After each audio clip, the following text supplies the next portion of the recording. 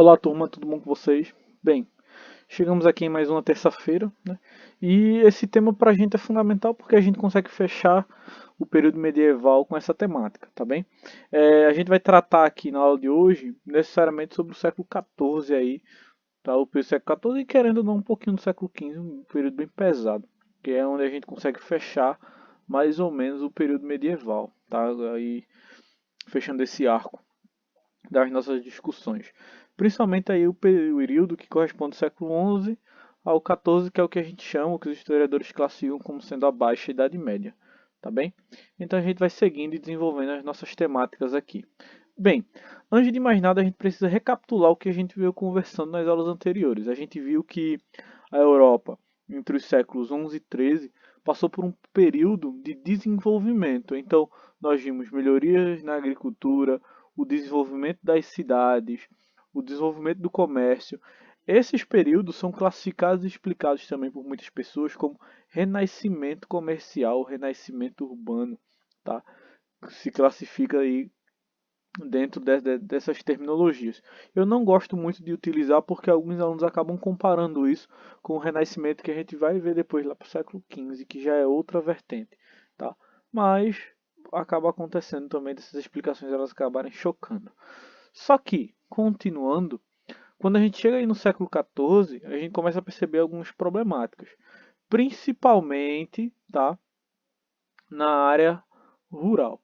Porque o aumento populacional, aquela quantidade de pessoas que acabaram ocupando grandes centros urbanos a partir do século XIV, vai fazer com que no campo comecem a faltar alguns alimentos. Então a gente tem, nas primeiras décadas aí, uma grande fome, que acaba fazendo com que muitas pessoas acabem falecendo.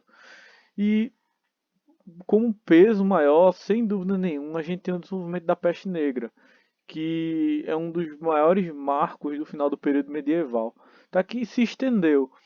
A gente tem esse surto inicial gigantesco que vai fazer com que cidades fiquem desertas, vai fazer com que populações inteiras sejam mortas, praticamente um terço da Europa acaba falecendo, né, por causa da peste negra, tá? Mas não foi um surto isolado. Nos anos seguintes, nos séculos seguintes, nós também vamos ter outros surtos da peste. Bem, por que tem esse nome, né? Porque a doença ela deixa ulcerações pelo corpo, manchas negras escuras mesmo na pele. Por isso ela recebe essa nomenclatura.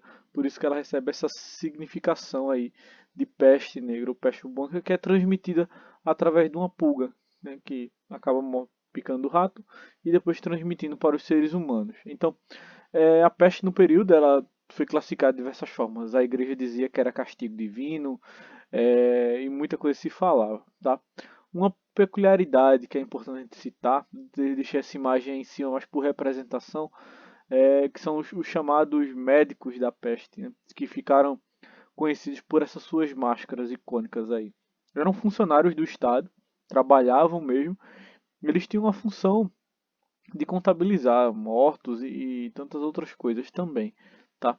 Essas máscaras, elas tinham esse bico na frente, essa coisa meio estranha, porque nela se colocava ervas, outros produtos aromáticos, tá? Nessa época existia a ideia de que era o cheiro ruim que trazia a doença, então muitas pessoas acabaram também se livrando de tudo que causava esse mau odor, sabe? Então, isso é importante a gente acabar se relacionando também para entender essa propagação dessa doença, tá? E muito da peste negra, ou melhor, a proporção que a doença vai alcançar, muito se dá também pelos hábitos de higiene da época. Se a gente parar para analisar bem, tá? Não tinha um sistema sanitário, uma lógica, o que facilitava muito a propagação de ratos e outras pragas que acabavam levando a esse tipo de doença. Também além da grande e evidente, como posso falar para vocês aqui, desigualdade social, tá? Que por sinal não foi um elemento que implicava em quem adoecia. A peste ela matou desde membros da igreja até as pessoas que estavam no cargo mais baixo da sociedade que vocês possam imaginar. Então, ela foi uma doença bem plural, tá? E existiram várias, como eu posso falar para vocês, linhas de pensamento sobre a peste. Então, a gente tem esses problemas. Mas seguindo, tá? Outras coisas que a peste vai acabar fazendo se propagar, que vai acabar influenciando também, é que, como muitas cidades vão acabar ficando desabitadas, como as pessoas vão acabar saindo das suas áreas, a mão de obra do campo também vai acabar ficando bem escassa. Então, a gente vai ter um aumento no preço dos produtos, uma fome generalizada também, muitos estabelecimentos vão fechar e aí a gente vai ter outras grandes problemáticas com a morte de bem mais pessoas.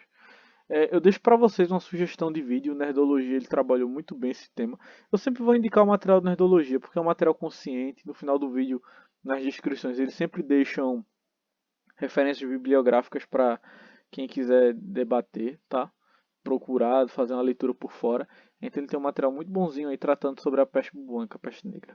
Recomendo, quem sintam-se à vontade. Mas o século XIV, continuando a minha explicação, não ficou marcado apenas pela peste. Nós também tivemos guerras como a chamada Guerra dos 100 Anos. Inicialmente, o que nós temos aqui é um conflito entre França e Inglaterra, disputando áreas de interesse, áreas como posso dizer, áreas comerciais. No caso, a região do Flandres. Tá? Além de outra vertente bem maior, era o interesse do rei da Inglaterra de também governar a França. Tinha toda uma questão familiar por trás aí, que o rei da Inglaterra se dizia merecedor do trono da França, mas enfim, é tudo interesse comercial por uma região muito próspera, que era a região do Flandres. A guerra ela foi contínua, tá? Diversos conflitos aconteceram. A Inglaterra durante muito tempo saiu na vantagem aí, tá? Até que chega uma figura como Joana d'Arc, que ela consegue orientar as tropas francesas e leva a França a várias vitórias também. No resumo da obra, se a gente parar para ver a guerra como um todo, não teve um vencedor mesmo de fato não, tá? Foram diversos conflitos pontuais entre os séculos 14 e 15 aí, tá? Que culminaram, que sacramentaram esse período como sendo a chamada Guerra dos 100 Anos. Mas vamos tentar entender o peso dela para o declínio da Europa medieval, porque a guerra ela vai fazer com que a burguesia, que vai acabar investindo em espólios de guerra e também em comércio, cresça. Os burgueses, ou melhor dizendo, a nobreza, enfraquece mais ainda, porque muitos nobres vão acabar morrendo em combate, tá? E, mais uma vez, os burgueses começam a ascender em cargos públicos, então a gente tem uma quebra aí também, tá? Né, nessa questão social, tá bem? Elementos bem particulares aí pro período. E sem sombra de dúvidas eu recomendo que vocês façam uma pesquisazinha, dêem uma lidinha sobre a figura de Joana d'Arc.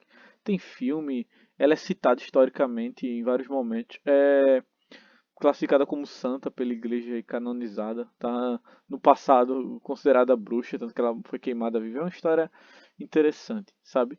Vale a pena dar uma olhada porque é uma das principais figuras aí do conflito que fez com que a França conseguisse prosperar em muitas batalhas, tá? Dê uma olhadinha depois. E aí, outro elemento também importante que a gente precisa estar lembrando desse período são as guerras, ou melhor, as revoltas camponesas. Porque lembrem, muitas mortes causadas pela fome, muitas mortes causadas pela guerra, doença, tá? Falta de mão de obra, preço dos produtos lá em cima. Se vocês lembrarem a sociedade feudal, naquele elemento que a gente trabalhou em tempos atrás, a gente vai ver que tem uma pirâmide e essa pirâmide era sustentada pelos trabalhadores. Então, buscando tentar compensar essa quantidade de perda que se tinha, a nobreza ela começa a aumentar os impostos, o tempo de trabalho desses camponeses, começa a aumentar, como posso falar para vocês, o controle mesmo sobre esse trabalho, o que vai fazer com que muitos camponeses se sentissem extremamente ameaçados, digamos assim, se sentissem injustiçados em boa parte dos casos. Isso vai fazer com que na Europa eclodam diferentes revoltas camponesas justamente por esses pontos já citados. É válido a gente ressaltar algumas aqui, como a Jacques Quer na França, tá? Ali pelo século XIV, e as revoltas de Wat Tyler na Inglaterra. São duas situações pontuais. No caso do Jacques Quer, a gente não está falando, no caso da França, né, a gente não está falando de uma revolta só. Estamos falando de várias que aconteceram ali, tá? Onde nobres acabaram sendo mortos, sabe? Propriedades destruídas, enfim. Foram conflitos bem intensos mesmo desses camponeses. O que acaba dando uma quebra, enfraquecendo ainda mais toda aquela estrutura ali da Europa, tá? Como eu já havia citado, muitas dessas revoltas vão acabar sendo suprimidas. Nenhuma vai conseguir diretamente assim uma coisa extraordinária, só que elas têm um peso significativo para a quebra da servidão, enfraquecem essa estrutura servil que era comum a gente encontrar na Europa, tá? E aí eu deixo para vocês essa atividadezinha, tá? 4 questõezinhas aí para vocês desenvolverem e explicarem, nada demais, tá pessoal? Agradeço a atenção e até mais.